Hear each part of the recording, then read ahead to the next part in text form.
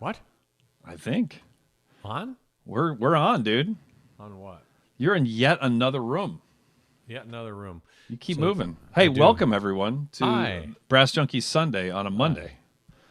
We decided to not compete with the Super Bowl. Weird. There probably would have been like So two did the people. Chiefs. Yeah. Too soon, dude. Too soon. That was pretty funny, though. Yeah, that was pretty funny. The last time that Patrick Mahomes lost by double digits, which only means lost by 10, was in college. That's insane. Yeah, that's insane. That's really crazy. Did you see the stat? I think it was 479 yards that Mahomes ran in the game, getting away from people trying to tackle him. Like, that's not obviously yards rushing. That would be a record. He scrambled 479 yards in the pocket in the game, trying not to get destroyed. Okay, so my mom, who you know, and she's a lovely woman. She is one of the nicest humans I know. She's not watching. She's not watching. No, she called me this morning. She called during the game. She was watching it. And then she called me this morning about something else, but we got to talking about the game. And she said that young man, if he just spent the whole time running, like if he had thrown the ball. And so I took just a couple of minutes to sort of explain to her, defense and offense, and that the guys, you got to have somebody to throw it to, and then you also need your guys to stop their guys from trying to kill you. Like, there's all these And nuances. I'm sure you explained that the left tackle for the Chiefs Right. got injured at the very end, and that 3 different offensive linemen were playing in different positions. Yeah. And she did appreciate the information. She said, and then actually this I didn't know. She said, your dad used to explain those things to me, so I'm glad to know that. Aw. Well, that was sort of sweet. So, yeah. There you go. Touching moment with my mother this morning. Talking about Mahomes, should have just thrown the ball. Yeah. I know. It was like, wow, guys, that's a good point. I didn't really think about that. Yeah. What did you think of the halftime show, Lance? There was a lot of I will tell you, there was a lot of pearl clutching in my Facebook feed from some classical gatekeepers. Yeah. I thought it opened really cool. I really dig when they do that, where it looks like one thing, and then when the camera comes in, you realize it's things at different distances. I thought that was cool. I will have to admit, I have heard of The Weeknd. I could, if you played me 10 random songs and said somewhere between 0 and 10 of these are by The Weeknd, I could identify 0 of them. There was one song that sounded kind of familiar to me, but I had no knowledge of this human other than all of the ads leading up to it, letting me know how exciting it was going to be, that he was the Super Bowl halftime, and that if I had my Pepsi can and scanned it, I would have access to additional content. That said, Still I really not liked getting me the to drink opening. Pepsi. I know, right? I liked the fact that they, from a production standpoint, I dug that some of it was on the field and some of it wasn't on the field, and it was in different places. I thought that the masks looked like jock straps, which I now have, in talking to you, I understand that there was some other significance to those masks, but that was what I was struck with those. The Hall of Mirrors thing was, I'm the wrong demo. Like, I was, I'm probably this close to having to pay more attention to those warnings that say, flashing lights and strobe effects. Like, that's soon to be me, I think, because it was right on the edge of like, okay, like, I appreciate it. I appreciate the effort. I think it's an interesting idea. But it's just like, it's a little headache inducing. You're in the demographic where you need a warning when there's going to be intense storytelling from the art. Yeah. Fair. I kind of dug the Greek choir thing, was sort of interesting. And I actually didn't even, I kind of liked the, when they would be like super chaotic, and then they would like rock into formation, and then they'd be super chaotic. And I thought that kind of stuff was really cool. And I thought his voice was fine. I mean, I wasn't, It The wasn't mix was garbage. yeah. It's really bad. Yeah. And see, I have a good friend who used to design the sets for the Super Bowl halftime, and I got to go one of the times that the Super Bowl was in San Diego. I think we were in Boston Brass. I think it was a Boston Brass trip. Lance, are you sitting down? Fred Powell just weighed in the comments. What? Right?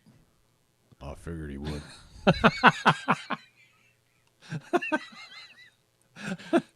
Sorry, continue. So I have an appreciation for the effort that went into that because I've gotten to see behind the scenes of how all that goes down, and it's amazing. And it's all volunteer effort. I mean, like, everybody's making this big hullabaloo about the weekend didn't get paid. Nobody ever gets, anybody you ever see perform for the Super Bowl, they did not get paid. They don't get paid to do that. It doesn't matter who it was. Prince didn't get paid. Like, nobody gets paid for the Super Bowl halftime. So that's just how it is. I mean, if I remember my favorite ones, I would say like the Bruno Mars one was awesome. The Prince one was awesome. Beyonce was awesome.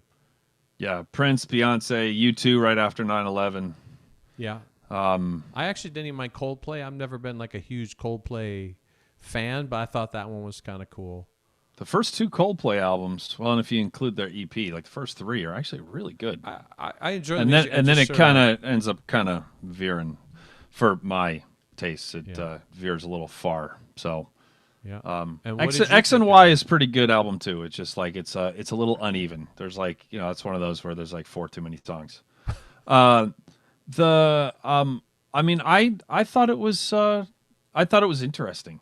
Like, and I don't mean that as a euphemism. I thought it was interesting. My main thing, and I commented on this today on Facebook, which not everybody appreciated because I kind of put a fine point on it, was that like that halftime show, like I was not the target audience. So the pearl clutching I was commenting on was just people saying like, this guy is crap, not like the show is crap, just like, all right. It's like, in the people that I saw making those comments were not the people. I don't know The Weeknd, but I'm going to guess that these were not the people that he was making this art for in the first place or who he continues to make it for. So it's, the way that I compared it was that, if you just don't like pop music, which I don't know if you know this or not, but there are a lot of classical musicians who very much looked at, and there's a lot of classical musicians who listen to crazy variety of genres, including some who only play classical music. And there's also obviously some, and there's not too many Wintons walking around, and that's an understatement. There's like exactly one of that quality, but like on the whole planet in terms of like the jazz and classical chops at like the highest mountain, reaching the highest mountaintops. But there are obviously a bunch that that vocally take any opportunity they can to kind of poo-poo pop music. But to me, that's as if I told you, this is the opposite of the truth, but if I told you that I was not a fan of impressionist paintings, impressionist art, and then I shared my thoughts on a specific Monet painting, like, who cares? Like, who cares what I think about a Monet painting if I've already established that I don't like impressionist art? I mean, at that point, and I just don't understand why. Lord knows I've done this. You've done it. We've all done it. But like, why put that out into the world? And this is not you don't have a right to. Give me a break. Like, of course, anyone has a right to have an opinion and to voice it to anybody they want, basically anytime, right? But it's just like, I don't think I'm making the world a better place. I'll talk about myself. If I hate impressionist art and then I'm sharing my take on a specific Monet painting on Facebook, it's just kind of like, or just call it what it is and say, I hate impressionist art, right? Like, don't say like, I hate this version of this thing that I hate all of it, because they don't ever include because I hate all of it. And then it just, So those are my 2 cents. That makes sense. Yeah. And then what about ads? That's the other like really important thing. What's happening? You're looking at your watch. I got we got to go. We're live now. What? It was YouTube telling me that we were live. Wait, this is live? The actually, Ellen wants to know about the fake musicians, about the violinists. I can understand why some people were disappointed by that. However, I mean, those to me looked like they were whether they were actually professional dancers, like those were people that move their bodies for money. So they were going for an aesthetic that not that you and I would be the ones that would that you would hire that could play as well as the recording was, but like I have no problem with them hiring people to like fake playing the music because they were looking for a very specific look, and it was like it was choreographed. Yeah. So which you could not have had that effect if you had used real musicians. Like there's a very, very, very small list. And they were all black, which I thought was great. That was a part of the storytelling. And so when you start to narrow this down, it's like, and they all looked very similar, which I'm sure was intentional. I mean, they were all about the same age. So yeah, I didn't have a problem with it. I didn't even register. I mean, I remember seeing it, but then it was like, yeah, that's just a thing. Because the other thing is the reality of it. Maybe this is going back to, we've seen these, and God knows when I was in the Air Force Band, like in very, very, very few instances for a broadcast that big, are you seeing live performers performing live? Correct. So let's say those were all the greatest violinists in the world. You still wouldn't have been listening to them. Correct. Dave Pirkle? Dave. Oh, Perkel. I've heard of him. He says maybe a tuba euphonium choir concert for the next Super Bowl halftime. Ooh. Yeah. I think. Can you imagine? I'm not the I want guy to to see ask. Jim Nantz try and figure out what to do with that. I want to see a tuba euphonium choir record for halftime, but then have like professional dancer models faking playing along. Yeah, can you So imagine? it's like, it's like some like slow, beautiful Bruckner chorale, but like with like super good looking people faking it. Posing. That's like, yeah, just like an iTech. Thank you for that, Perkel. That was funny. Yeah, that was super helpful. So, what about the ads? Anything stand out to you? when the ads happened for almost all of it, I looked at my phone. Oh, Because I was watching the game by myself. I was watching the game myself, and my Twitter feed was much more interesting than the average ad, and any of the really great ones. first of all, there weren't any really great ones. There were some pretty good ones, Right. but in my opinion, there were 0 really great ones. Yeah. There was a very, to me, of like the. Did you see the Will Ferrell one? Yes. Because he's mad at Norway because they sell more electric cars per capita, and Yes. so that was funny to me. Yeah. Especially because then they ended up in Finland and he ended up in Sweden. There's just all of that, and he's married to a Swedish woman as well, which is funny on a different level. The Drake from State Farm was funny the first. It was amusing the first time. The other 19 times they played that one ad, I thought, So that'll tell you how much I was paying attention to the ads. I saw that one time. yeah, it was at least 4 or 5. I was pretty pieced out. So, and I missed like almost the entire second quarter because I was putting the. Springsteen. Did you see the Springsteen ad? I did. I'll save my thoughts on that one. That one didn't bother me. I thought it was pretty. I thought it was beautiful to look at. And then Yeah, the messaging was a little was not appreciated by large swaths of people, and I thought like was pretty articulately made. So, but anyway, moving right along. nothing to see here. Nothing to see here. And then after that, like it was pretty. There was that inspirational one with the swimmer. Didn't see it. But I mean, it was like a big bunch of, and then those like crazy ones with the mountain, climbing the mountain for Paramount. Did you see that? There were like 10 of them, but they. Like, I did see they've been airing them a couple of weeks ago, leading up to it. I did and the see. Payoff was was like a weird dance party with payoff with Picard. Even, yeah, it's maybe too strongly worded to call that a payoff. Colbert actually, he kind of called the mountain, which was kind of funny. Something about he mentioned the ridiculousness of it all. Yeah. So yeah, that was sort of it. And then did you stay tuned to watch The Equalizer with Queen Latifah? No. I've no, and I would me neither. I would I would watch that. I mean, I bet I'm a huge Queen Latifah fan. She's she's shockingly and disturbingly talented in like many different ways. Amazing musician, great actress, just a badass. But I'm not.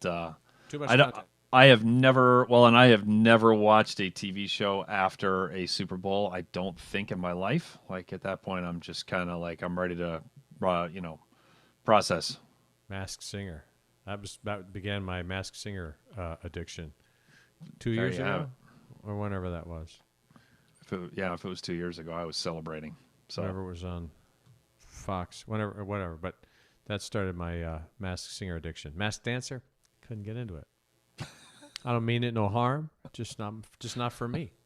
Like the Weekend halftime show. So by the way, the best comment on my Facebook post today was from a Mark Gould, which was Gould said, what did he say? Hold on, I think I can pull it up quickly because I don't want to misquote him. He's got a lot of lawyer friends. He'd probably sue me. He wrote he wrote, "Weekend," in quotes, "not my cup of tea. At halftime, I switched to a 1975 episode of Columbo." Is that the funny. one where he figured it out at the very last minute? Yeah. And one more thing. One more thing. And one more thing. Blake Cooper, what's going on? I'm with my camera now. At 10 p.m. Eastern tonight, I'm doing I'm gonna hang on Instagram Live and have solicited questions, and there has been a limited number of helpful ones. Blake actually asked a helpful one, so thank you, Blake. Yeah. Although if they were all helpful, I would be worried. But so Gould wrote a book. Yeah, right. It's so good. It's so good. I mean, I'm not surprised. I got a big kick out of the last one, and hopefully we'll get a chance to talk to him more about it. But I read it this past week, and it's fantastic. Yeah. I mean, I'll recommend that to anybody, any musician. I think there's something to be gained from the reading of that book and the perspective that he puts on where to go from here after. I mean, it's.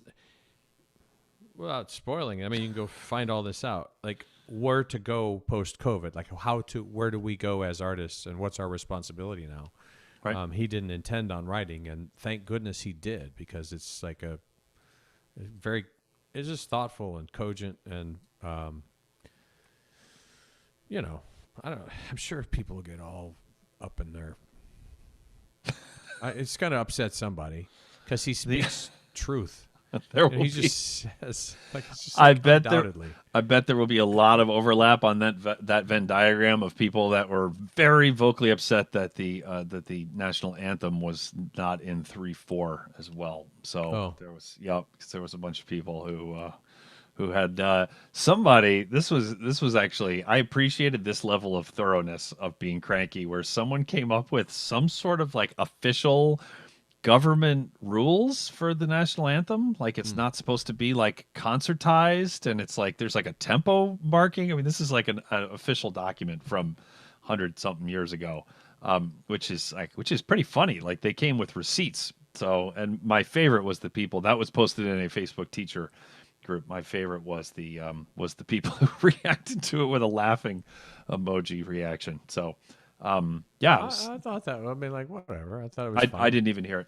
Yeah, I didn't even hear it. Yeah, I thought it was fine. Yeah.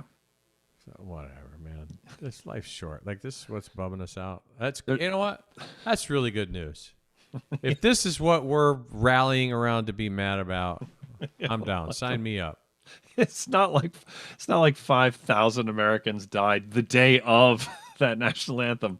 It's fine. Well, obviously a lot more than 5,000 died, but I mean from COVID. Right. Yeah, only 5,000 people dying would not be a record in and of itself. But anyway, yeah. So Gould, I wonder who ghost wrote it for him if it's that good. I haven't read it yet, so I'm looking forward to it. So That's awesome. yeah, And I just got Whiff Rudd's book in the mail. I ordered that. We had Zirkle on the other day. you almost Perkle called and him Zirkle. Perkle, I know. Perkle and Perkle. Zirkel. I'd watch that show. Perkle and Zirkle. Good Lord. Yeah. I watched that. Yeah. He said crack. So that I got that in the mail. I'm looking forward to digging into that as well because Zirkle, not Perkle, recommended that book. And it looks fantastic about curating. These are my words, not his. Curating a studio. So if you have a group of trumpet students, euphonium students, violin students, weekend students, then how do you build a community within studio? What's the care and feeding of a studio? So looking forward to that. Yeah, that's great. Yep. Yeah, that's great. That's why, yeah, and from what I know of being in that book, that's why it's so such an uphill battle trying to really establish that when you're adjunct, when you're only there for a very brief amount of time every week and then go home. So, Yeah. Got a question from Archie here on YouTube, which I'm gonna talk about briefly here, and then I'll talk about it more on the Instagram Live tonight. He wrote, "Hey guys, what do you think about tuba as a jazz instrument, either as a substitute for string bass or for playing solos?" I mean, I'm I'm think in favor. yes, For. affirmative for. I think in the right hands. Not in the right hands. That's actually not what I mean. Approached in the right way, I think it's awesome.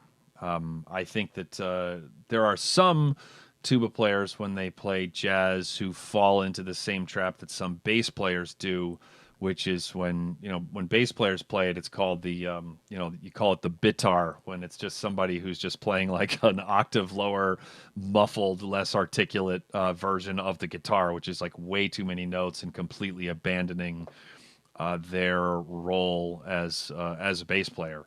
When that's not happening, I think it's pretty amazing. And by the way, for the record, there are some people who are just like magicians, like Jaco Pastorius, who played like a million notes and who yet never abandoned the role of the bass within, even when he was the featured like.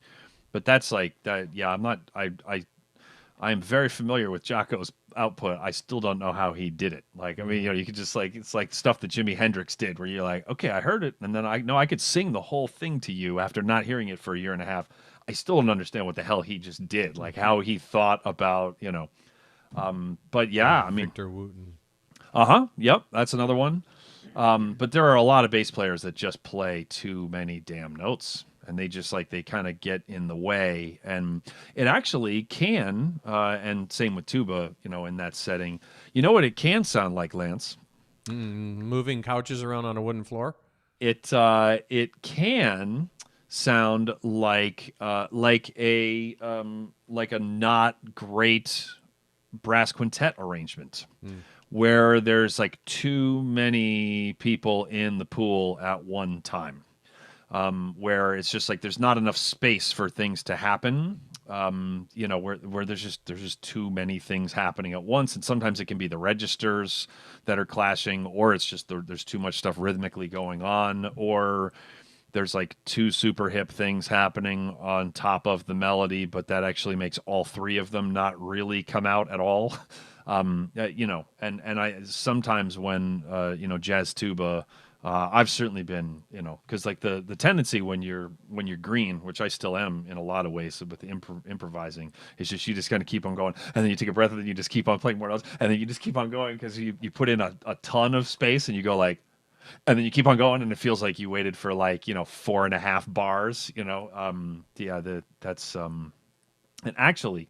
You didn't ask, Lance, but one cool exercise that What's a cool exercise that you could that I was that I was taught about spacing about spacing solos is to say you're learning 12 bar blues is to take 12 measures and to write a squiggly line, like, and then stop it, and then write a squiggly line, and basically just like map out in the 12 bars when you're going to be playing, and when and when you're not, and then improvise using that as a guide.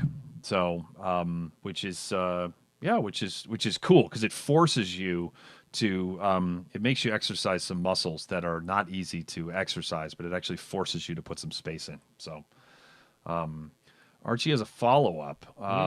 Do you have any recommendations for where to start listening to jazz tuba? Let's see, that's another good question. Sam Palafian, of course. You can even, I mean, if it depends. If you want to go backwards, right? You can check out like Dukes of Dixieland. Yeah. Check out like what Rich Madison did on the sousaphone. And Blake nailed it. Yeah, Howard Johnson. And Gravity. There were Eli Neuberger is another one from the New Black Eagle Jazz Band. There are some people who are great at the Jim Self, of course. There are some people who are great at the the tuba Olympics. I tend to gravitate mainly because I struggle with doing the tuba Olympics, but also Tom Holtz, right? Who was on this like last week. It's like he could say more in an octave.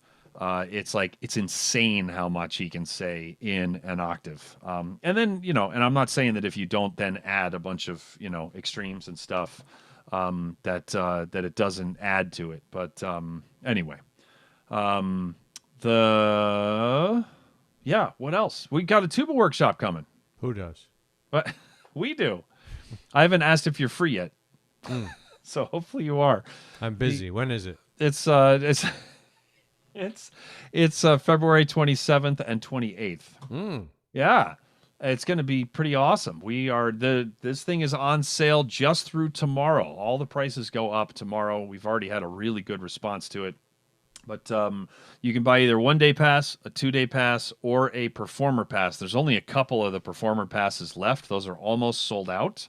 And once they're gone, people. What? Yeah, right. Act now. If you don't buy this car right now, the next family could take it and drive it away. So what are you gonna do? What are you gonna do? You don't even have time to check whether I put all the floor mats in there. You just need to get in and drive. The Does it come with undercoating? That is very much extra, and we charge you that after you've already agreed to a price. Excellent. Because once you've already agreed to pay $30,000, then another $1,800, which to protect your investment. So those are some of the worst humans like in the world. Yeah, the other one is the for when you got a baby or kids is like the fabric protection, right? Where they're like where the guy's just like, okay, yeah, I guess you must be loaded if you're just if you're able to just like trash a $36,000 minivan. I mean, I'd want to protect that. So yeah. Anyway, moving right along. We got a 1 day pass, which one of the cool things, by the way, is that this thing is going to be available in our archives. So it's going to be available long term. We have archives? We have archives. Do you even work here, Lance? I don't know. I feel like this is like a body double or something. So the body double. Would you choose this one? Well, your body double would be employed to double people that look like he does. So it's like, if I was hiring the body double, I would like tweak it a little bit. That was bad timing to take a sip. That's pretty funny. You can buy a 1 day pass, only $29. And you want to hear what you get for $29? Yeah. I mean, it's a pretty weak lineup. It's Mike Roylance warm-up class. You get to warm up with Mike Roylance, like a whole bunch.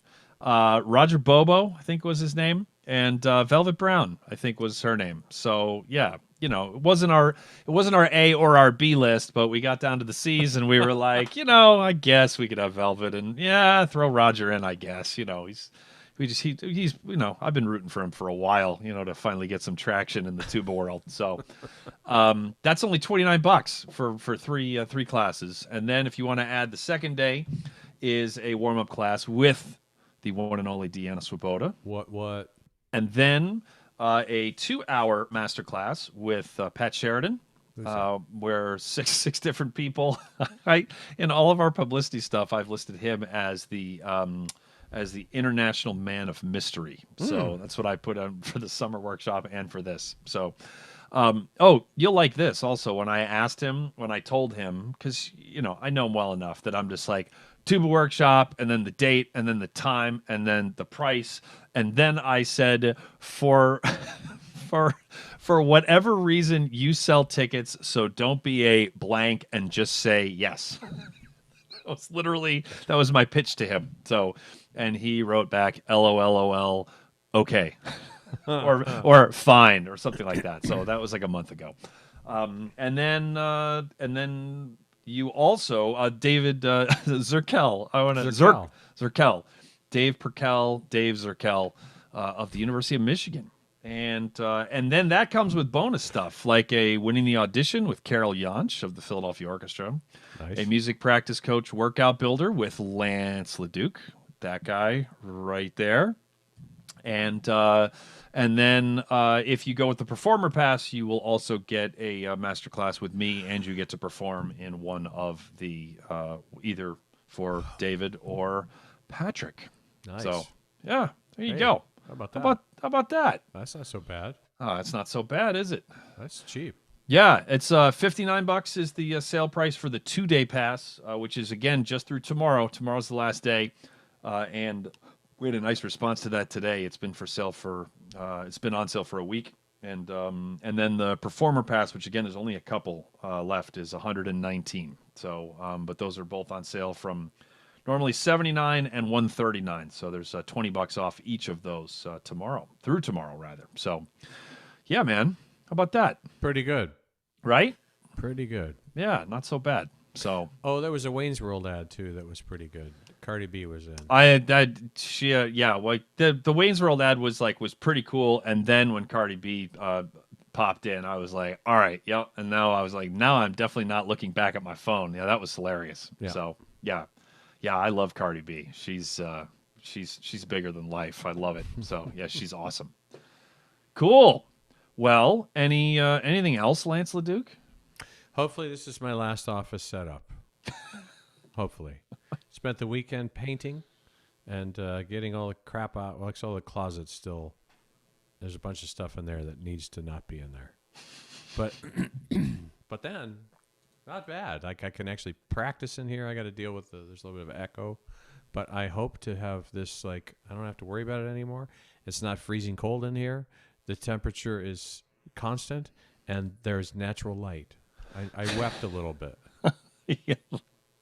The last new room that you had, which was better than your dungeon in the basement next to the washing machine and dryer, you had amazing lighting, and then we got on for a night one, and I was like, yeah, I can't see you. You look like you're in an FBI witness protection program A&E mafia special.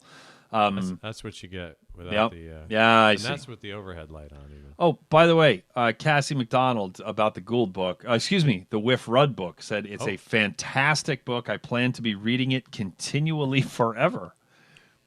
It sounds like a slow reader. It's Cassie is going to start a nonprofit to try and get a copy of the Whiff's book in every single hotel room in America. So, you know how cool Whiff Rudd is? Here's the thing. How cool is Whiff Rudd? All right, so this is going to tell you a little something about me, and a little something about Whiff Rudd. So, we got the recommendation to get the Whiff Rudd book, and I pulled it up, and I didn't buy it in the moment, and so I went to his site, and I thought, oh, this would be cool. I should support him, and I'll do it through his site. And then I looked, and I was going to have to enter my credit card information, and it was just like, I went to Amazon to see if it was there. Yay, it's at Amazon. So, and they already know everything about me. So I was like, yes, please. And then, I don't know, not much longer. It's either later that day I think it was later that day in my email inbox from Whiff Rudd. Hey, Lance, thank you so much for buying my book. He obviously does the order fulfillment. So he's like, thank you so much for buying my book. Would you like me to sign it? And I was like, Absolutely. And like he just wrote me this really nice email, and I wrote one back, and so that's the kind of guy Whiff Rudd is. And Cassie McDonald says it's fantastic, and I would write back to Cassie saying, "Hey, I can't wait to dig into it," but apparently at the speed at which she reads, that'll have to clear out the rest of her week. So, I look forward to digging into it as well. Sorry, there you Cassie. go. All right. Well, I think that's going to do it. Hey, if anybody has any questions that they want me to talk about on the Brass Junkies Instagram live tonight at 10 p.m., I will be on. So go ahead and give me a shout there. Lance will be asleep probably. How do you get blood out of carpeting? I want to know that. That I mean, asking for a friend. let me flip on my VPN and then Google search it. Can't even spell VPN. The- Yeah, I'll be heading to bed around then for sure. Yeah. So, all right, Lance. Well, I miss you desperately. I miss you, Andrew. I mean this. I mean this. You ready? You think I'm joking. I'm dead serious. I miss you just as much as you miss me. How many times have we been in the same room in the last 7.5 years? We had the recording 4 to session 5. with Cones and Tones. Oh, I guess if you call it. Yeah. And then, the Nurtec, the one that didn't get canceled. Mm-hmm. And then the iTech in Indiana. And I think that's you were there. Really? Yes. Yeah, it was the big one. All right. I think you were there. I think we did a class. Yeah, we did. It was together. Did I Yeah. just like show up and bail? Like I was like in and out in the same day? I don't remember. All I remember is Did we see Jim Stevenson? we saw like everybody. That was a big iTech, really, really, really big one. Dan Parentoni, bless his heart. He is a patient man. I was thinking I will have just gotten out of Boston Brass. My son ended up being born on April 24th, and this was like 3 weeks later. So I was like, I don't want to get on a plane 3 weeks after, a month after, whatever, after my kid is born. And then it dawned on me in I don't know. It was maybe February or March when I was like, it would actually probably be good to make an appearance. So I pinged Mr. P and I was like, hey man, so I realized that it would actually be good if and Lance and I could do a thing and whatever. And the deadline to apply was I think September 1st. It might have been October 1st, and this was we'll call it March 1st. Might have, it was 2 months beforehand.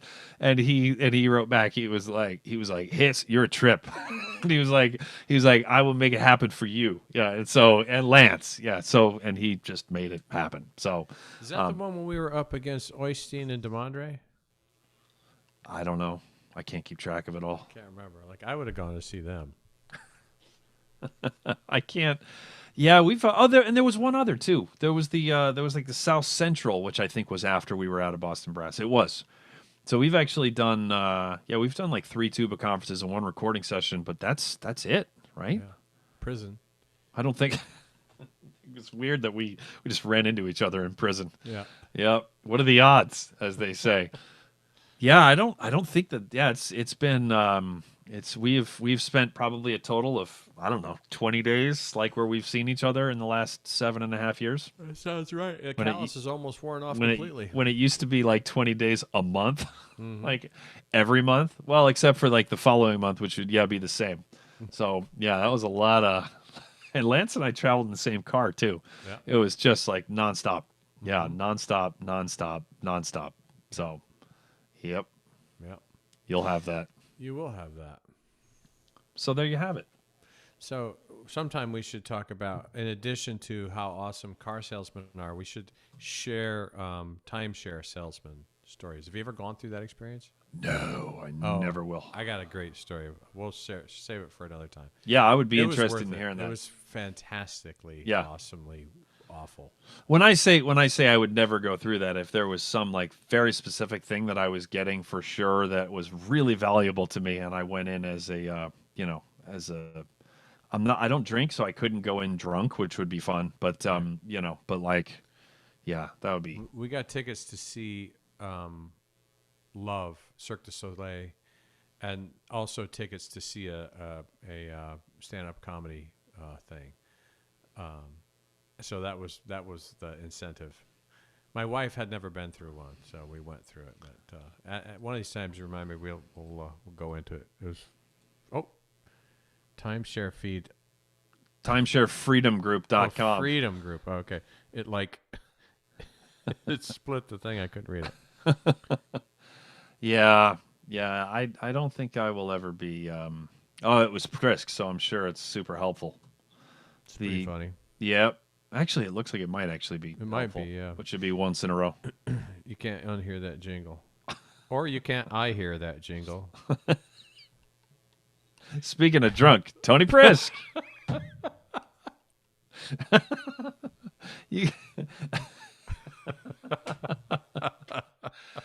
All right. That is going to do it for this. For this Brass Junkies Sunday Monday.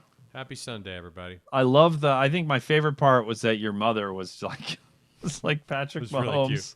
Patrick Mahomes young man. would be football World Series champ if he had just thrown the ball instead of running around.